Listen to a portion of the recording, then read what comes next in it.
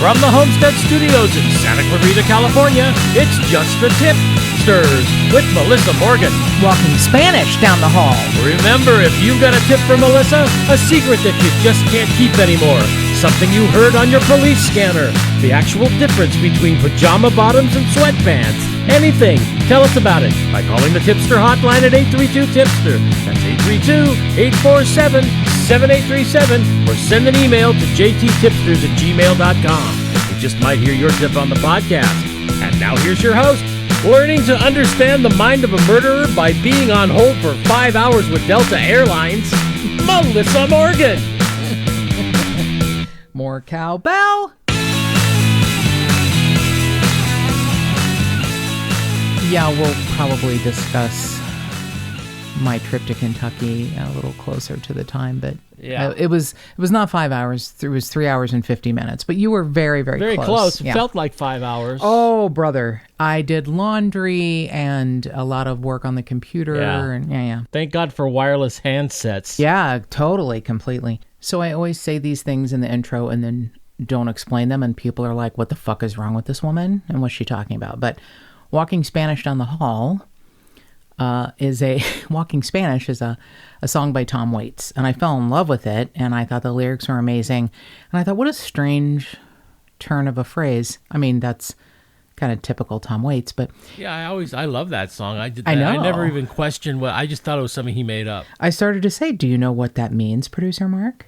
No, I do not. So Walking Spanish Down the Hall means Walking Spanish means someone has picked you up by the scruff of your neck and the seat of your pants and thrown you from the establishment. Oh, like a bouncer. Yeah. Yeah.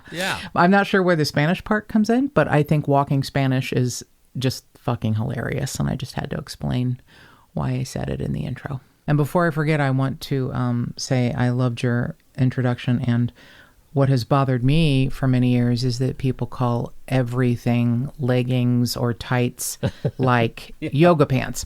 And they're not. They're not yoga pants. Yoga pants are specific, but you just go ahead and call all, tight, stretchy pants yoga pants, you heathens.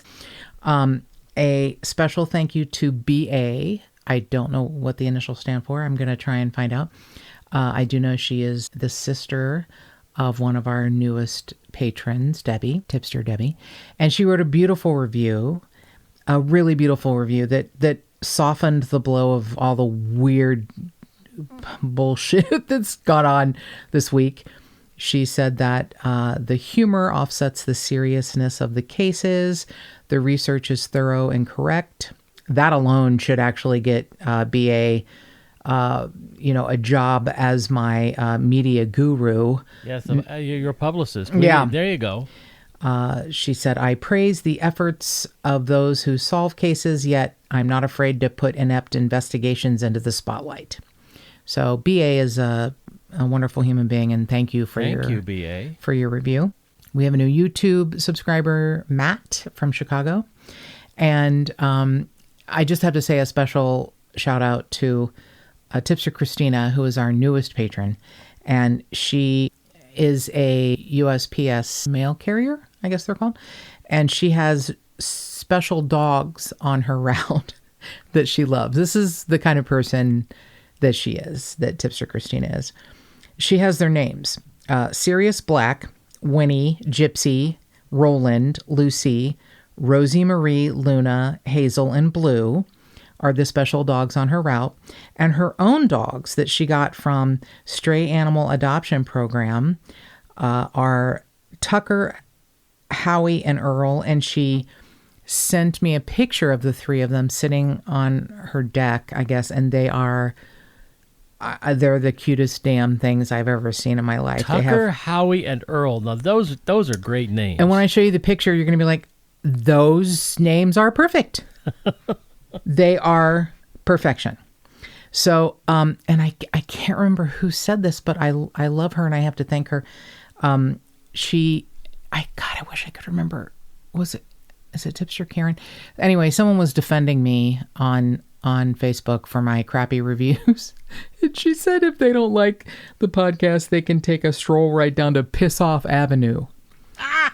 I had not seen that one. Yeah, that's like, I got to remember who to thank because I laughed for 10 minutes at my computer. Yep, take a stroll right on down to Piss Off Avenue, you fuckfaces. So, sorry, you're entitled to your opinion. If you hate my podcast, I get it. Just move along. Don't write shitty reviews. So this is not a sponsorship, but I love them and want to call attention to them. This is really a local thing. And it's not even local to us. It's local to Fresno. So if you listen in the Fresno area to this podcast, if you are geographically desirable to Fresno, and if you are looking for a vanity, a mirror for your vanity, lights for your vanity, anything like that at all. Or a complete vanity. A complete vanity setup with details that you can't even... I'm going to be getting drawers that they make that I can put on top of. I'll tell you about that later. Producer Mark doesn't know, but that's what's happening. So anyway, I'm starting to get a little worried. You should get worried. Your old pal Melissa has a problem. You know, if one thing is good, then 10 is great. So I have turned that focus to makeup, and I'm out of my mind. And I've expanded my vanity, which was already big enough. And I have one of those Impressions vanity mirrors with lights around it, like old school Broadway or some bullshit, you know, in case I need to get dressed up and go down to the garbage can and take those out to the street. And we, by we, I mean producer Mark accompanied me, and we went to the largest IKEA in North America, and it's in Burbank. So we last Sunday, went to IKEA to get another set of the Alex drawers, which this is not a secret. If you know anything about makeup, if you're into makeup, you're going to know what I'm talking about. If you're not, please fast forward. I won't take long, I promise. And I promise to get to the case, which is a really great case. So the Alex drawers are really versatile. You can have one set of these drawers, which is 5 drawers, and like a tabletop, and then like 2 metal legs that can screw into the tabletop. You can have 2 sets of drawers and then balance the tabletop on top. So I, am a cheapskate, and years ago bought 1 set of drawers and a tabletop and 2 legs. And then the entire time I'm cursing, the heavens, like, why didn't you buy 2 sets of drawers? And now I have so much makeup, I need another set of drawers. So we went to get a new tabletop that's actually longer. The original tabletop I had with my Impressions vanity mirror on it is running out of room because I have a problem. So we are in... Notice how I haven't said anything. He hasn't said anything because he's being a good husband right now and a wonderful producer. So we go to aisle 10, bin 14, and I can't find exactly what I want. And there's a sweet couple in the same aisle. It's like early Sunday morning. And they have a palette of like 10 or 12 Alex drawers. Yeah, it was a lot. A lot. And the husband is a young, handsome fella with big, strong arms and leg muscles. I thought he was an IKEA employee. Yeah, because he's so helpful. That's why. Yeah, right. So it's Jeremy and Yesenia McCool. Their last name is McCool, which is the perfect name for them because they are the coolest people ever. It's McCool's Creations, and I will give you their information.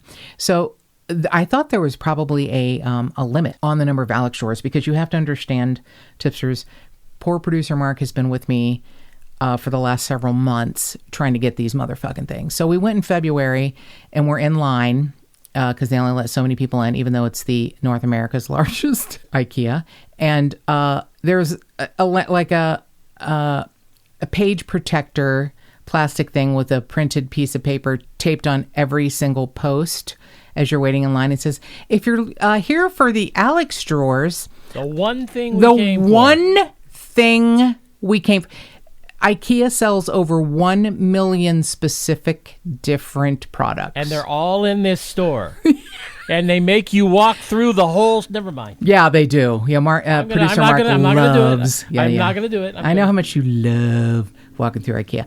As you said, we're getting our steps in. And oh, boy, did we. So, yeah, and you have to go upstairs and then go downstairs to get to the area the only area that you want. It's so crazy. Yeah, they if you want to walk through the whole store to get to the end where all the stuff is that we need, you can do that. It'll take you an hour and a half to walk around the entire store. Oh yeah, you get lost following their stupid arrows that don't go anywhere. And then okay, so we'll take this. They tell us to take a shortcut by going upstairs and then going downstairs to where it's closer to the end, and that still takes you 45 minutes. No, it's not a shortcut at all. It's terrible. So when we had gone in February, the Alex stores were out of stock. They said they'd be in between March 5th and March 10th. That did not happen. So I kept waiting and waiting, and I never got any sort of alert. I never got any sort of information that it arrived. On Saturday night, I'm probably not sleeping, and I look online, and I'm like, oh, they have them in stock. And she woke me up. She gasped. So I probably loud. did, and I didn't believe it because we have, been told they had them before, and then we go and they don't. Or you know how it is when you look online and it says inventory says we have 7, and you go and they're like, oh, we haven't had those since 1972. So anyway, we go and they have it, but I couldn't find exactly what I wanted.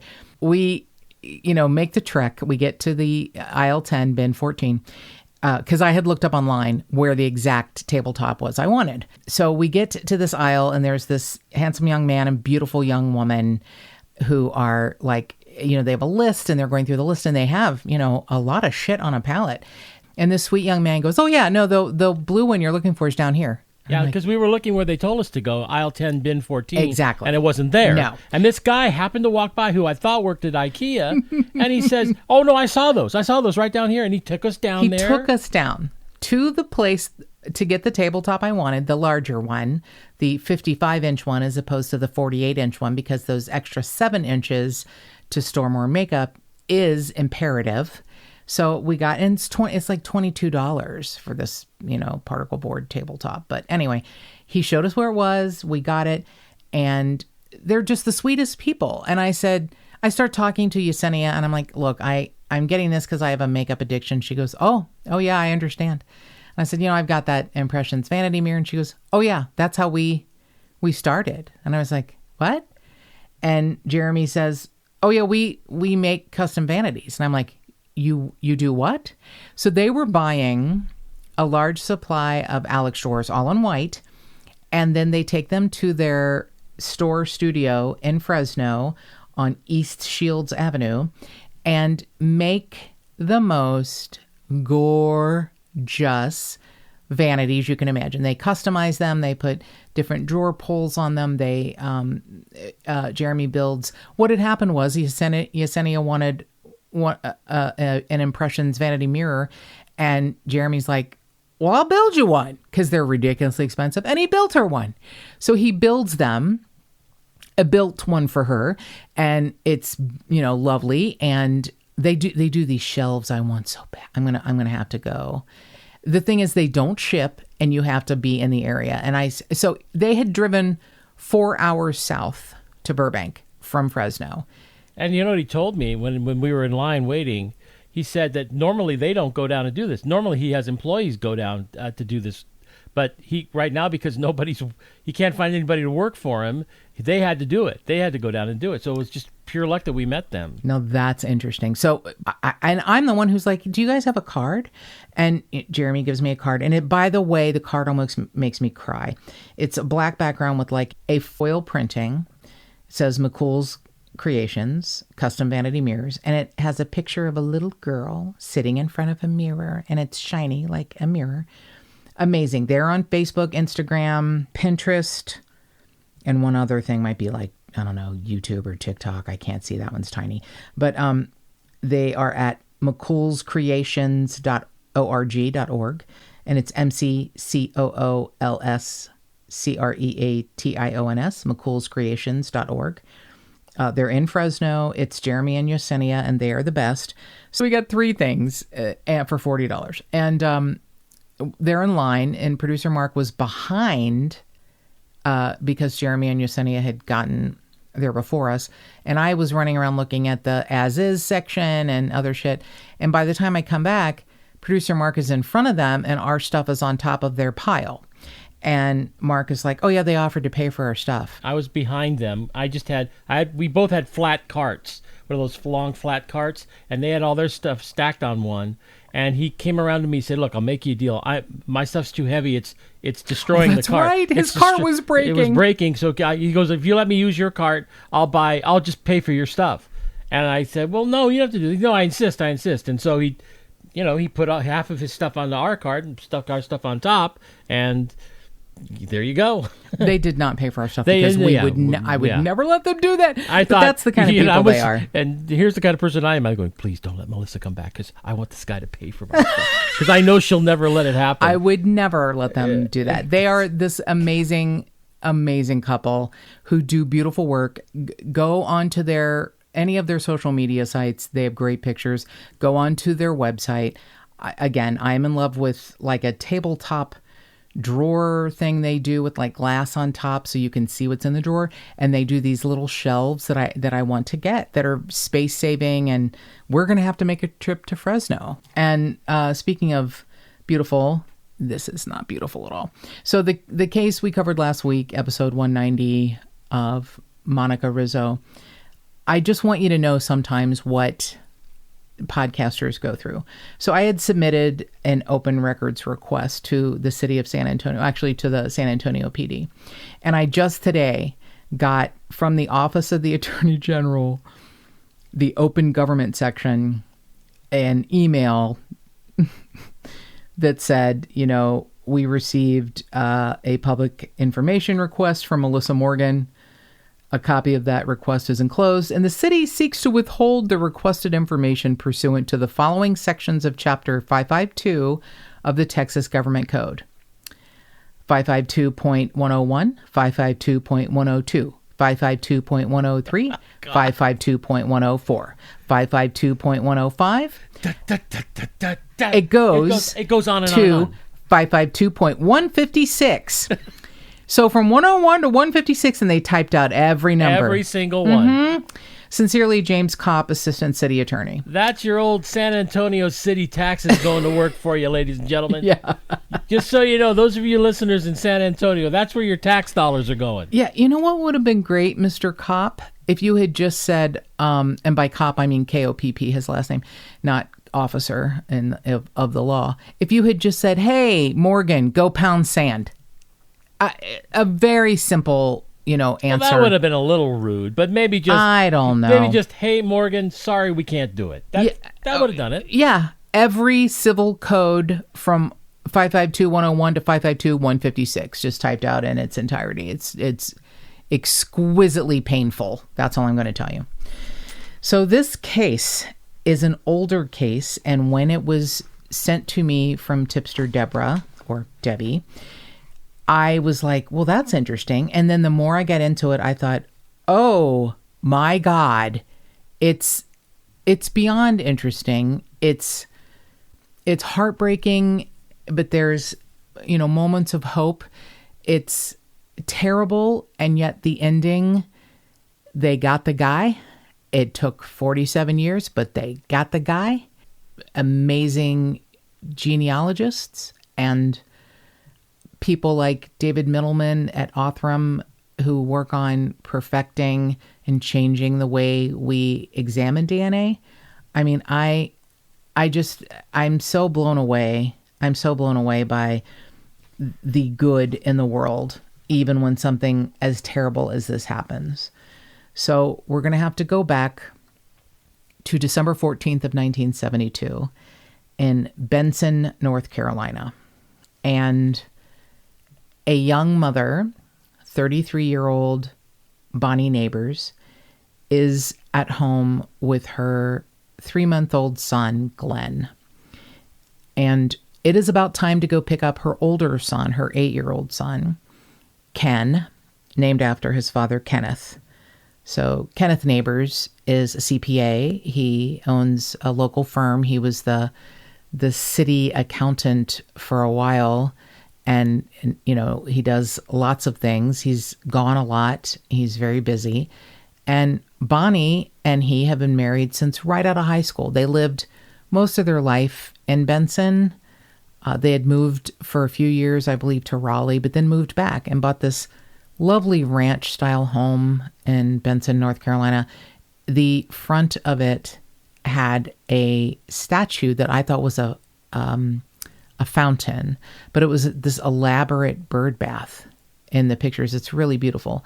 And I have to tell you, there's no greater time to have a subscription to newspapers.com than when you are looking for a case that's this old, because the coverage of this case, because it was a very big deal and remained a big deal, quite frankly, until it was solved. The way journalists write and speak and cover these stories, it's just so different than today. It's reading it, it takes your breath away because it's so interesting and beautifully done. So there are, and the case was so different in its, because of the time and because of what happened, that it was covered up and down the Eastern Seaboard. I have articles from the Daily News in New York. I have articles from a newspaper in Pennsylvania. I mean, it's just not just the local Raleigh, the Bradenton Herald in Bradenton, Florida, but you'll find out why that it's covered there. It's so much information on this case. WRAL, Channel 5 in North Carolina, covered it. I mean, it's an interesting case. No, it's a fascinating case. So Bonnie is on her way, they believe, to pick up her son Ken after school. Now, typically, her father-in-law would have picked up her son, but her father-in-law was visiting his daughter who had just given birth. So Bonnie packs up little 3-month-old baby Glen in the car and heads to pick up her son, or so we think. It's 2:45 p.m. on Thursday, December 14th of 1972. And the last person to see her is a driver of a milk truck who said, I saw her turn, north out of her driveway and at a very fast clip.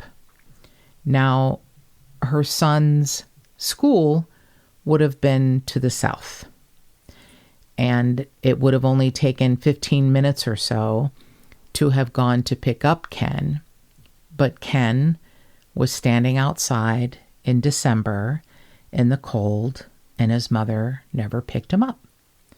So the school calls Ken Sr. and says, Bonnie hasn't picked up Ken, and we need someone to come and get him. And he's like, well, I don't know where she would be.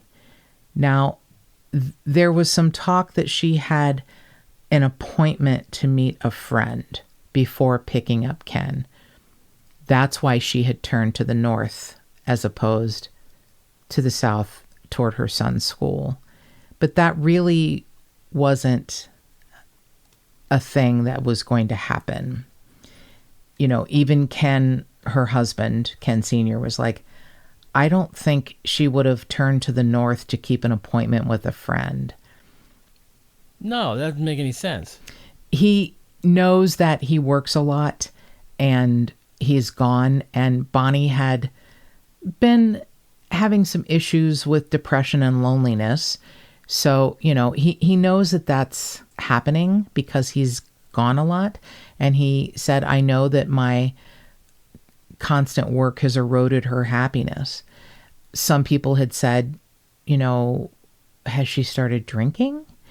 And he was like, she doesn't have anything more than a social drink. She's not a big drinker. She's a loyal, home-loving wife and a dedicated mother. She taught Sunday school. I mean, she was kind of and she's beautiful. She was like this kind of perfect mom. Even, she just had a baby 3 months earlier. Who's to say she didn't have, postpartum depression? But it wasn't the kind of thing that, would make her take her son with a bag full of diapers and a bunch of bottles and leave. And the only reason they know that is because her father-in-law showed up at the house after it was figured out that she and the baby are gone. And they must have been so close that he was able to go through her closet and figure out what was missing for the day. What was missing was her favorite green pantsuit and her blue overcoat. Wow. I know. It was amazing to me that her father-in-law knew this and could tell that a stack of cloth diapers and the baby's bottles were gone. So she had taken enough stuff to take care of the baby for several days. But yet the theory was she was going to pick up her son and would take a small detour to take a 15-minute trip to see a friend. None of that really made any sense. No, it just doesn't. No. So she doesn't come back that night. She doesn't come back on Friday. She doesn't come back on Saturday. But within hours, everyone in town is scouring for her. They have helicopters, they have search dogs, they have the rescue squad. And what was so interesting is that the way that they got people gathered was sounding an alarm. I mean, this is a town of 2,500 people. Huh. Was like an air raid siren or Yeah. something? Yeah. So they have searchers equipped with lanterns and searchlights. They check fields and streams, and there's a lot of, tangled brush and pine trees. And, this milk truck driver said, look, she was driving at a fast clip, and before I knew it, she was out of sight of me. Well, on Friday, her car is found abandoned, but not hidden. And it's about 1/8 of a mile from the house. The driver's side door is open. The passenger side door is locked. There's nothing in the car that would say there was a struggle. The key is on the front seat. There's some mud on the tires that they think may have come from someplace else. I will tell you where the someplace else is. So someone drove her not far to a migrant worker labor camp and then drove the car back and dropped it there. On Sunday morning, Olin Lee hears on the radio, "We want people to look everywhere. Please look for anything that you think is out of the ordinary. Look at roadways, at pine trees, at streams. Look everywhere." And Olin Lee sends his grown son, Sherwood, down to this abandoned migrant labor camp and says, go look down there. Now, Sherwood hears something once he gets there that makes him turn around and run back to his father's home and say, "Come with me." And what he hears is, through a slightly cracked open window in December in Benson, North Carolina, is the cries of a baby. Oh. He goes and gets his father. They run back to the migrant labor camp. Sherwood will not go in. Olin Lee goes in. He sees Bonnie Neighbors lying on a cot, fully dressed. It appears she's been dead for a few days. And little Glen, Arthur Glen, he goes by Glen, little Glen has burns on his legs from laying in urine. And they thought he might have hypothermia or, because he was cold and he had body waste in his diapers. They thought he might have possible frostbite, but he seemed to be in good health. What is there is several used diapers. She had taken diapers and formula to somehow take care of the baby and had done so for what they believe was the first 24 hours of her being missing. They believe that she was kept alive for 24 hours after she went missing. It's very odd that she is fully dressed. It doesn't appear that her clothes are in disarray. She's lying on her back. Her head is slightly twisted to the side. It's resting on a dirty pillow. Part of her head is kind of against the cement wall. There is an obvious deep gash in the back of her head from some sort of a blunt instrument. There is no blood anywhere on the mattress, the pillow, or the wall. So she has been killed somewhere else and brought here. She was already... Wow, that's weird. It gets more weird. She was already deceased, and she was shot twice in the abdomen. Through her coat, she was not undressed. She had not been sexually assaulted. She had been hit in the back of the head, and little Glen is lying next to her for 3 days or 2 days without being changed or fed. On the floor of this cement building are several stamped out cigarette butts and a .25 caliber pistol shell.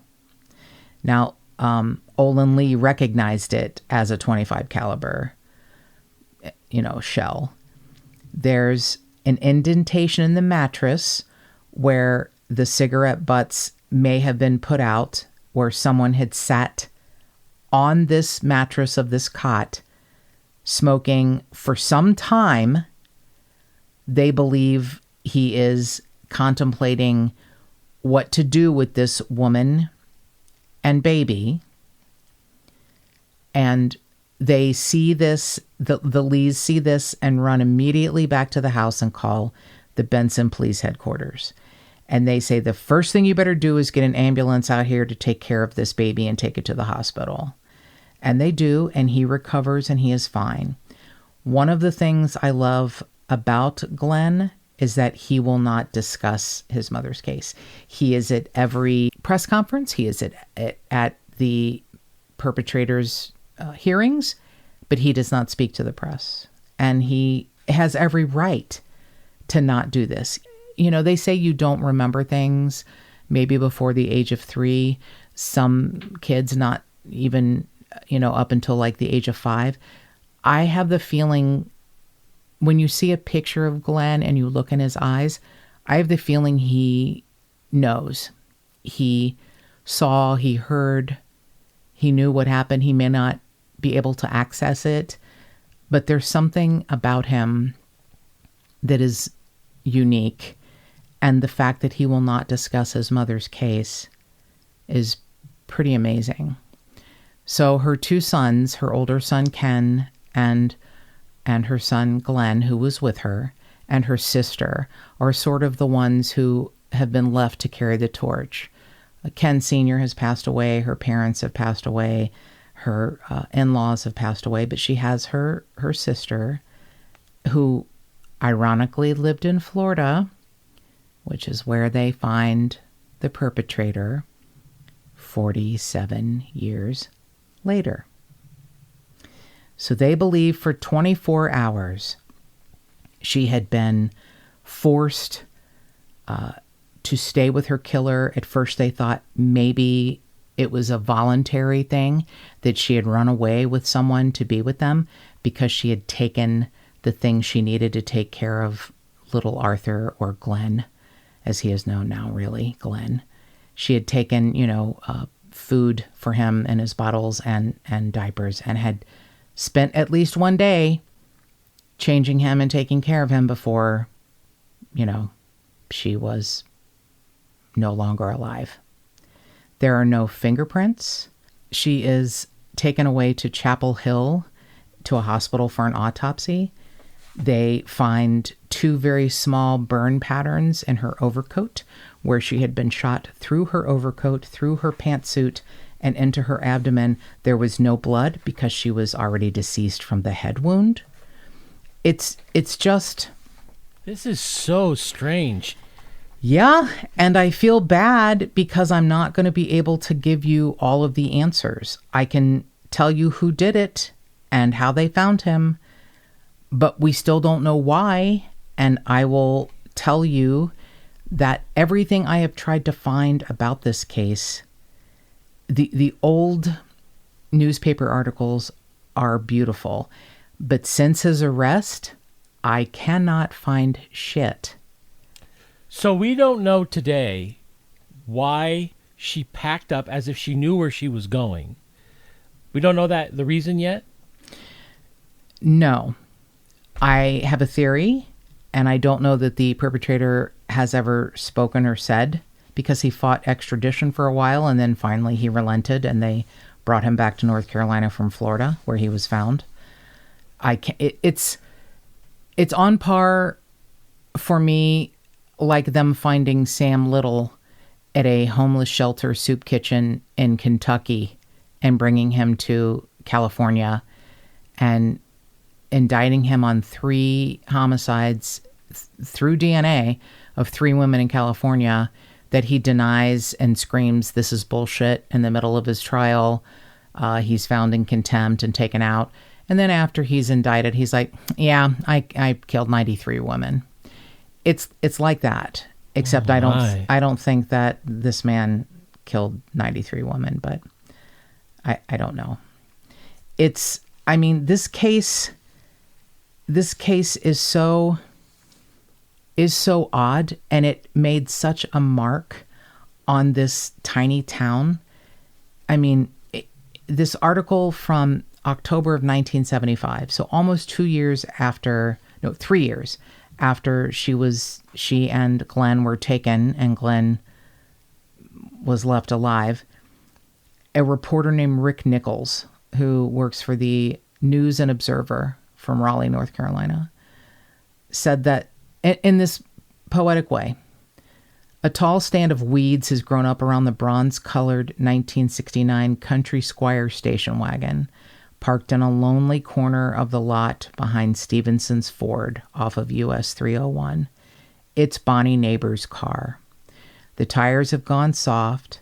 The blue-lettered Benson license tag is rusting badly behind an Atlantic Beach resident decal.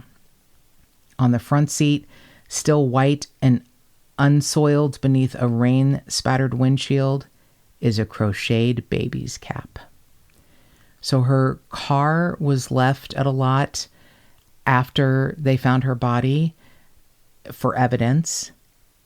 Whoever was smart enough to take the cigarette butts and the shell casing before DNA was going to be a thing is a hero. And I will tell you that the present sheriff of Benson says, I was 14 when this happened, and it left a mark. And he says some things later that are just amazing, but he credits his former captain who retired with coming back and helping to solve this. It's kind of overwhelming. So Bonnie is found blindfolded and bound and gagged with some of Glen's diapers. The killer had taken the diapers and torn them into strips, stuffed a gag in Bonnie's mouth, tied another part of the diaper around her face, bound her hands and feet. I don't believe that she was sexually assaulted. And when you think at the time he was maybe 17, maybe 18, because when I'm really bad with math. When he was found 47 years later, he's 65. So here's a 33-year-old mother with 2 sons and 1 baby son with her, going to pick up her older son, who leaves her driveway going in the wrong direction and has packed enough stuff to take care of her infant son. I have a theory that he either came into the home or caught her in the driveway, and that he was in the car hiding maybe holding the gun to her because the milkman said she was leaving at quite a clip out of her driveway going north. I mean... Yeah, it sounds like he was in the car. I think so. It does. I just don't think that she... Okay, so she's this tall, beautiful brunette who may be lonely in her marriage, but, is a wonderful mother. And it's not like they were on the verge of divorce. It was just, maybe a bump in the road that couples go through when one's working a lot and they have to spend time apart. I mean, there's all these theories, investigators started with this very odd assumption in my mind. They felt that she was driving in the direction of meeting someone, even if it was a brief meeting. And it's like, but why would she take all of these extra diapers and food? Yeah. It sounds to me like the most logical sense is the perpetrator got her when she was at home. I mean, that came into the home and basically said, you're coming with me and you're taking the baby. And she probably said, well, let me at least pack some stuff so that the baby can eat and I can change him. I think you're exactly right. That's the only thing that makes sense. That is exactly what I believe too. And I don't know if we'll ever know. I mean, if someone can find more information about this case, I'd be very grateful, because I cannot. After his arrest, I cannot. But the police believe, she couldn't have gone like unwillingly. She packed stuff for the baby. Well, that's stupid. I think so too. They were like, did something happen when she met the friend? Maybe they got into a quarrel and then the friend murdered her. They thought perhaps because Glen was still alive that it was a woman. Because, could it be someone jealous of Bonnie because she had a wonderful life? Could it be someone who wanted a baby? Well, then why didn't they take the baby? They left the baby. They didn't kill the baby. They killed her. For what reason, we don't know. The whole thing is so bizarre. And then it gets worse. On the fourth day after Bonnie's body was found, a woman is giving her infant daughter a bath. And the phone rings, and she thinks it's her husband who has forgotten something at work. And she picks up the phone and says, "Yes, dear." And the voice on the other end of the phone said, "Bonnie was only the first, and you're next." Oh, my God. And since that phone call, the voice, as it's dubbed in the newspapers from North Carolina to New York, the voice has delivered that same message to 7 other married mothers. Wow. And all in the same time period?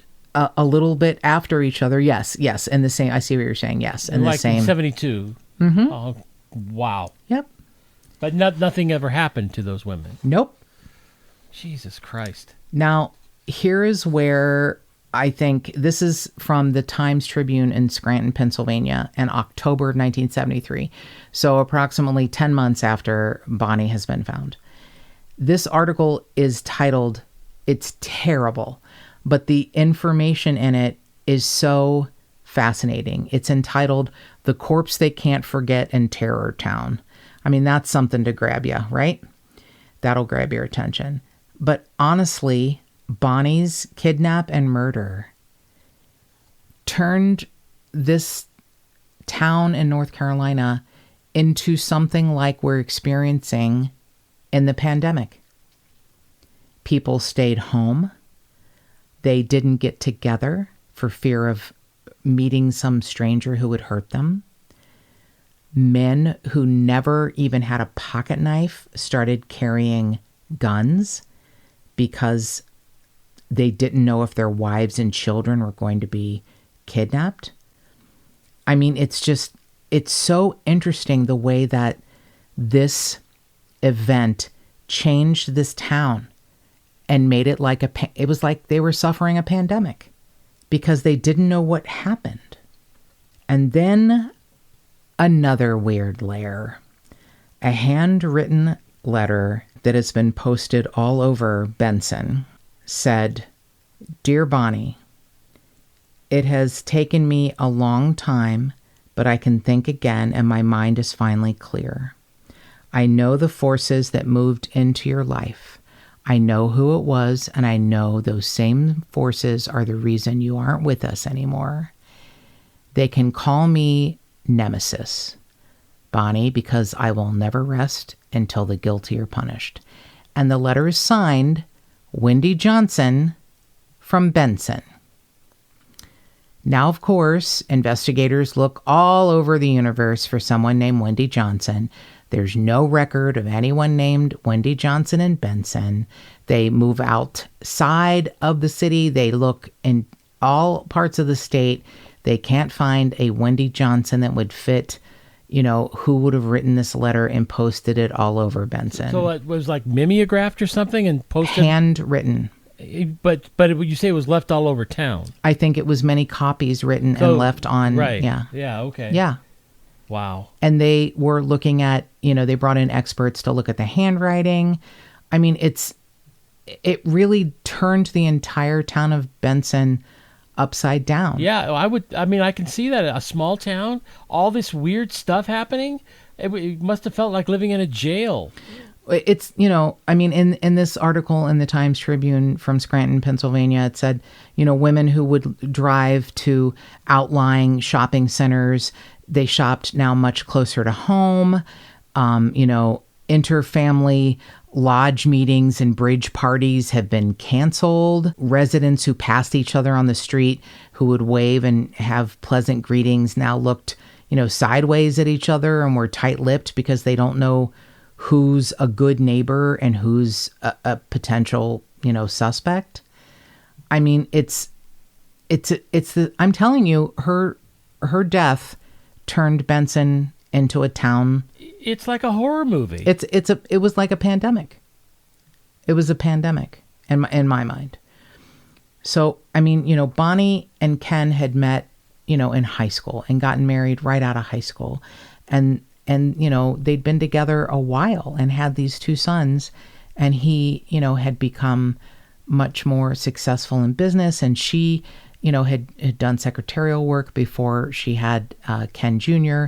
And then when she became pregnant with Glen is when she started teaching Sunday school as opposed to working more outside the home. I mean, she was this, I hate to say this word, but one of the descriptions in a newspaper is bosomy, long-legged brunette. I have never even heard the word bosomy. Okay. I mean, but this was, like producer Mark said, a horror movie. I mean, they describe the town as horror-stricken. I mean, she was this all-American homemaker, and it just turned everything upside down. She's, in this lovely outfit. It was her favorite green pantsuit and her overcoat because it's cold. And there's just no reason or rhyme. I'm trying to understand if maybe Larry Scott had mental illness. And you can say that about anyone who kills someone else. But, knowing that he went 47 more years being a transient and indigent person, arrest record for weird small things. It just, none of this makes any sense at all. So now we know his name. Yeah. I'll get to him. We're getting to him. So I do have to say that this town obviously cared so much. They had formed a group called the Bonnie Neighbors Committee. And of a town of 2,500 people, 100 people were in this committee who vowed to continue the investigation and find out who did this. And they had collected $20,000 for any information leading to the arrest of a killer or killers. They had a phone number, a special hotline number set up. They said, no matter how small, please send us any clues. And in 1972, $20,000? That was a lot. Yeah, that was a lot. That was a lot. So former Johnston County Sheriff's Deputy Fulton Moore said he was the first officer to enter that migrant labor camp quarters where Glen was laying right next to his mother. And he said, "This is one of the oddest cases I've had anything to do with. What's so baffling is a motive. I thought there was one, but we don't know what it could be." Mark Thornton, who was a member of the Four Oaks Rescue Squad, said that he and his friends combed every inch of the woodland near the house, and especially the night that she disappeared. But it really wasn't until noon on Sunday, after it had been rainy and the rain had stopped, that Olin Lee was like, "Hey, you know what? Why don't you go down to his son? Why don't you go down to that, boarded up labor camp? The radio said look everywhere."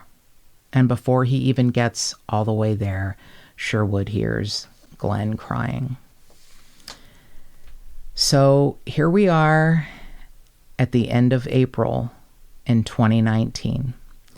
And Johnston County Sheriff Steve Bizzell, who was 14 at the time of Bonnie's disappearance and murder, reopened the case in 2007 and said DNA is going to be the key to this case. And from 2007 until 2019, they kept waiting for the DNA to progress, and it did. And Steve Bizzell says, "After I became sheriff in 2007, I was haunted by her case because her killer had not been found." He stands behind a podium at a press conference and said, "Today is a good day. I can look a man in the eyes who is 3 months old, found lying next to his deceased mother, and say, 'We have your mother's killer.' And through DNA and genetic genealogy, they have found Larry Joe Scott in Bradenton, Florida. And it took a lot of time to find a migrant itinerant worker who had lived in Benson, North Carolina in 1972, but they found him. Now, Bonnie was 33 at the time, and Larry Joe Scott was a teenager. Why, how he got Bonnie Neighbors and her son Glen into the car, where he murdered her, why he murdered her, how he got them to the migrant camp where there was not one drop of blood found. None of this makes any sense. But he left cigarette butts with his DNA and information from his body on the .25 caliber shell casing. And he has a small arrest record. Weird things like, larceny for stealing a burrito off a grill in a grocery store. Honestly, the most egregious of his offenses was a man found him in his backyard trespassing, and he said, "I need you to leave." And he has a backpack on, and he reaches around to the backpack and pulls out a knife. And the man is so unfazed, he knocks the knife out of Larry Joe Scott's hand and puts him on the ground, knocks him to the ground, and stands on him until the police come. And the police are like, you have to come with us. And he is like, "No, I will not." He was completely uncooperative, and he flung his arm forcefully and violently in the officer's direction. That's what they say. It's like, what? So, he has this weird arrest record of small petty thefts and, weird semi-violent behavior. Just an odd life. And 47 years later, they talked to him about Bonnie Neighbors, and he is like, "Nope, I didn't do it," and fought extradition and fought extradition and fought it. And then something changed, and he relented. And May 1st of 2019, they fly him back from Bradenton, Florida to Benson, North Carolina. And after Larry Joe Scott's brief court hearing in 2019 on charges of felony murder and first-degree kidnapping in the December 1972 death of Bonnie Neighbors. It was packed. The courtroom was packed. Neighbors, family members, they were just crying in the courtroom after thinking for so many years no one's ever going to be charged. And Bonnie's younger sister, Rachel Wheeler, said, "I lost and then gained my hope again. I thought, this has got to be, it's got to be. And of course I prayed. All of my friends that knew me in Florida are praying. All my nieces and nephews are praying. And yes, there were times I thought, it's not going to be. But I tried not to lose hope. I just did not want to lose hope. There's a piece about it now. I want to say it's finished, and I know it's not. But it's certainly a good beginning of being finished. And that's a really good way to put it, Rachel. This is such an odd story, considering Larry Joe Scott was 18 at the time of Bonnie's kidnap and murder, and they're now calling it a kidnapping, which I think makes the most sense, like what producer Mark had said, and what I thought was my theory, is that she had, Glen in her arms and was going to pick up, Ken Jr., and something waylaid her, and that something was Larry Joe Scott. And that is unfortunately where the story ends. I can't find any information after May of 2019. I have looked at inmate locator websites. I contacted the Johnston County Sheriff's Department. I know this is a personal one to Sheriff Steve Bizzell, who is a lifelong resident of Johnston County and was 14 years old when Bonnie was murdered. And even though they have DNA, and we know that DNA is king, I think they still can use some help. I understand that, a scant 2 years ago, he was 65, which wouldn't be an age you would think someone would die, but I can't find anything on. Well, you think if he died, they would publicize it or something. I can't find, is it because it was 2019 and it was, right before the pandemic started that, his case has been, pushed back? That's possible. It could be, but I can't find anything else. But if you have any information on Bonnie Neighbors' kidnapping and murder, if you know or knew Larry Joe Scott in any of his iterations across this country as a itinerant vagrant who was traveling all over, he's now 67 years old. If you were in Benson, North Carolina, if you happen to have run into him anywhere in Bradenton, Florida, please call the Johnston County Sheriff's Office at 919-989-5010 and more cowbell. If you'd like to support this podcast, go to patreon.com/justthetipsters.